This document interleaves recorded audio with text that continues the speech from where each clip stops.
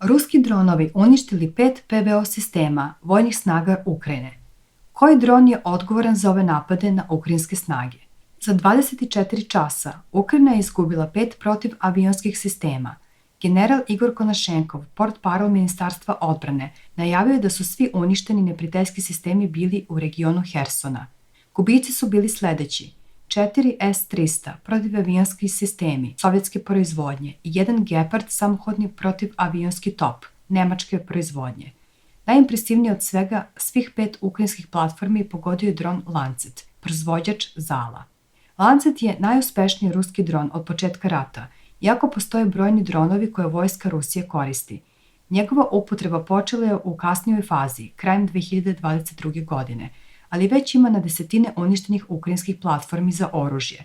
Upečatljivi su video snimci ruskog drona kako uspešno pogađa različite sisteme, samohodne haubice, vučene haubice topove, teška oklopna vozila ili protivavionske raketne sisteme i sve se više pojavljuje na nebu.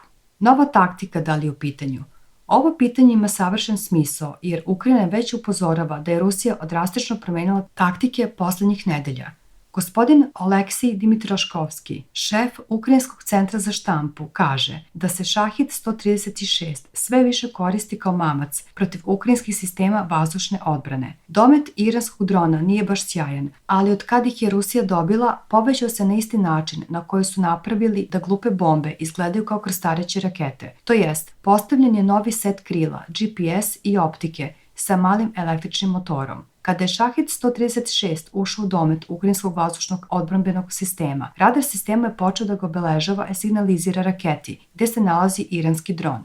Rusija bukvalno žrtvuje kraljicu u šahovskoj igri, ukrajinskom PVO-u, omogućavajući da se Šahid presretne i čak uništava, ali kada je aktiviran radarski sistem ukrajinske vazdušne odbrane, Lancet dolazi iz drugog pravca sa mnogo većom brzinom prema već presretnutom sistemu vazdušne odbrane.